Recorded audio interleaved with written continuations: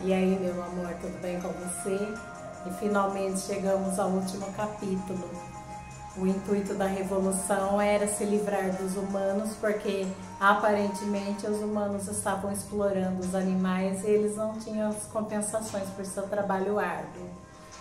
Mas conforme fomos vendo ao longo dos capítulos, os animais trabalhavam 1000 vezes mais, não se alimentavam direito e eram enganados, porque Squealer, que era a mídia de Napoleão, simplesmente os enrolava na conversa, naquela conversinha fácil, né? Aquela conversinha mole de Cerca Lourenço, ia enganando os animais, e somente os porcos, que eram os líderes, que se beneficiavam, porque eles podiam estudar, eles moravam e dormiam em camas confortáveis, camas com lençol, eles usavam aparelhos de jantar, bebiam cerveja, bebiam uísque. Então, quer dizer, para eles estava tudo perfeito.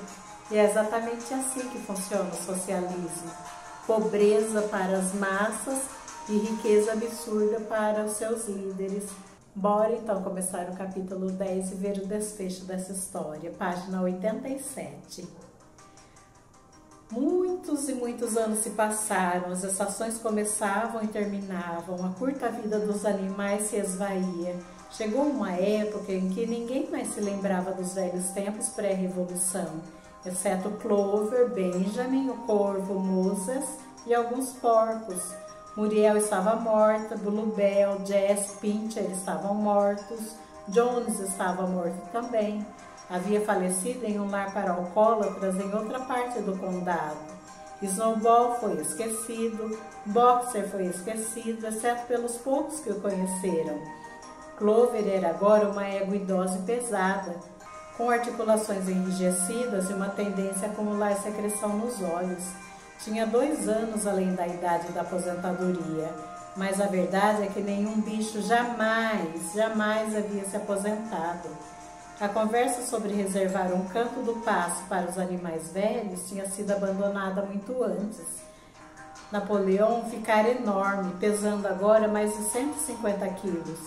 Squealer também engordara tanto que mal conseguia enxergar. Só o velho Benjamin continuava praticamente igual, exceto pelo focinho um pouco grisalho, e desde a morte de Boxer ainda mais taciturno e melancólico do que nunca. Havia muito mais criaturas na fazenda agora, embora o aumento não fosse tão grande quanto se tinha esperado. Para muitos animais nascidos ali, a revolução era apenas uma tradição meio apagada, passada de boca em boca. Os que foram comprados nunca tinham ouvido falar da revolução. A fazenda tinha agora 3 cavalos além de Clover. Eram belas bestas de carga, trabalhadores dedicados e bons camaradas, mas muito estúpidos. Nenhum deles foi capaz de aprender o alfabeto para além da letra B. Aceitavam tudo o que lhes era dito sobre a revolução e os princípios do animalismo. Especialmente quando quem falava era Clover, por quem nutriam um respeito quase filial. Mas era duvidoso se entendiam muito bem aquilo. A fazenda era próspera e bem organizada. Tinha até aumentado em 2 campos, comprados do Sr. Pilkington. O moinho fora completado com sucesso. Finalmente, lhe faziam companhia uma debulhadora e uma empilhadeira de feno. Diversas novas edificações foram acrescentadas. Whipper comprou uma charrete. O moinho, porém, acabou não sendo usado para a geração de energia elétrica. Era usado para moer milho e dava muito lucro. Os bichos trabalhavam duro para construir o segundo moinho. Quando esse estivesse pronto, disseram, então os dínamos seriam instalados. Mas as comodidades com que Snowball os tinha ensinado a sonhar, como baias com luz elétrica, água fria e quente, a jornada de 3 dias de trabalho por semana, já nem eram mencionadas.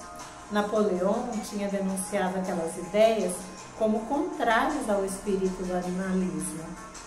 A verdadeira felicidade, disse ele, estava no trabalho árduo e na vida frugal, quer dizer, a única vida que os animais em geral conheciam era do trabalho árduo, da fome e da miséria.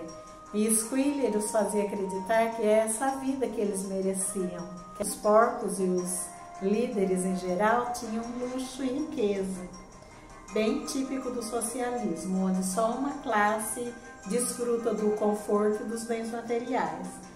E sim, plantava através de Squiller, que era a mídia da época, mídia tendenciosa, mentirosa e prostituta, como isso estando certo. Então eles implantavam uma fé cega nos outros animais. Continuando, de alguma forma parecia que a fazenda havia enriquecido, sem, no entanto, tornar mais ricos os animais, exceto, é claro, os porcos e os cachorros. Não que essas criaturas não trabalhassem à sua moda. Conforme Squiller nunca se cansava de explicar, a supervisão e organização da fazenda constituíam um trabalho interminável. Grande parte desse trabalho era de um tipo que os outros bichos ignorantes demais não seriam capazes de compreender. O Squiller contou a eles que os porcos gastavam horas e horas, todos os dias, elaborando coisas misteriosas chamadas arquivos, relatórios, minutas e memorandos. Eram grandes pedaços de papel que precisavam ser totalmente preenchidos com escrita, e assim que ficavam completos, eram queimados na fornalha. Essa atividade era de máxima importância para o bem-estar da fazenda, Squiller dizia. Mesmo assim, nem porcos nem cães produziam comida nenhuma com o próprio esforço, e eles eram muitos e também sempre tinham muito apetite. Quanto aos demais, a vida, até onde eles sabiam, seguia conforme sempre tinha sido. Viviam praticamente famintos, dormiam sobre palha, tomavam água no açude, lavravam os campos no inverno e eram incomodados pelo frio. No verão, pelas moscas. De vez em quando, os mais velhos vasculhavam quem restava de suas lembranças, tentando determinar se nos primeiros dias depois da Revolução, quando a expulsão de Jones ainda era recente, as coisas tinham sido melhores ou piores do que eram agora. Eles não conseguiam recordar. Não havia nada que pudessem comparar com a vida atual. Não tinha nada em que se basear, a não ser as listas e números de Squiller, que invariavelmente demonstravam que tudo estava sempre melhorando. Os animais consideravam aquele um problema insolúvel. De todo modo, agora dispunham de pouco tempo para especular sobre tais coisas. Apenas o velho Benjamin afirmava se lembrar de cada detalhe de sua vida longa e de saber que as coisas nunca tinham sido, nem jamais viriam a ser, muito melhores e nem piores. Fome, esforço, decepção, sendo, conforme dizia, a lei imutável da vida. Apesar disso, os animais nunca perderam as esperanças. Mais do que isso, nunca perderam nem por um instante o sentimento de honra e do privilégio por serem membros da fazenda dos animais. Ainda eram a única fazenda em todo o condado, em toda a Inglaterra, que pertencia a animais e era gerenciada por eles. Nem um único bicho, nem os mais jovens, nem mesmo os que tinham sido trazidos das fazendas a 10, 20 quilômetros, jamais deixava de se maravilhar com isso. E quando eles ouviam a arma sendo disparada, a bandeira verde esvoaçando no mastro, seus corações inchavam de orgulho. E a conversa sempre voltava aos velhos tempos heróicos, a expulsão de Jones, a redação dos 7 mandamentos, as grandes batalhas nas quais os invasores humanos tinham sido derrotados. Nenhum dos velhos sonhos fora abandonado. A revolução dos animais, que Major previra, na qual os verdes campos da Inglaterra não seriam tocados por pés humanos, ainda era levada a sério. Aconteceria algum dia, talvez não logo, talvez não durante a vida dos que já haviam nascido, mas aconteceria. Mesmo a canção Animais da Inglaterra talvez fosse murmurada em segredo vez por outra. Em todo caso, os animais da fazenda a conheciam, embora ninguém se atrevesse a cantá-la em voz alta.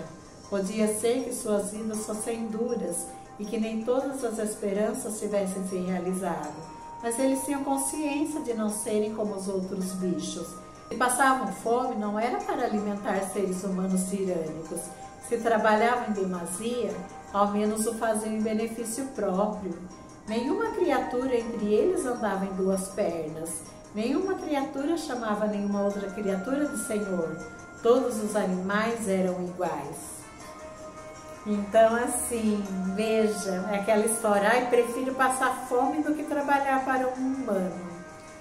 É igualzinho hoje, as pessoas parecem hiena, né, comendo excremento, estão dando risada, estão achando que está tudo lindo.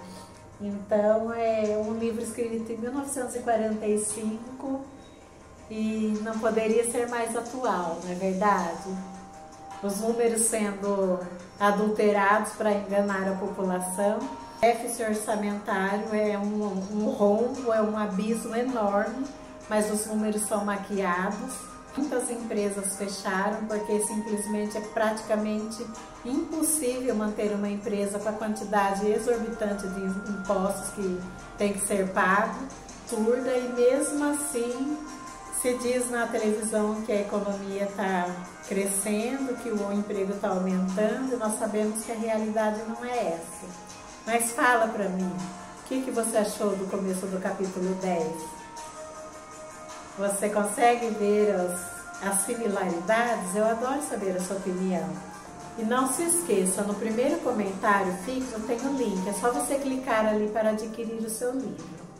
Certo? Até a próxima com a continuação do capítulo 10.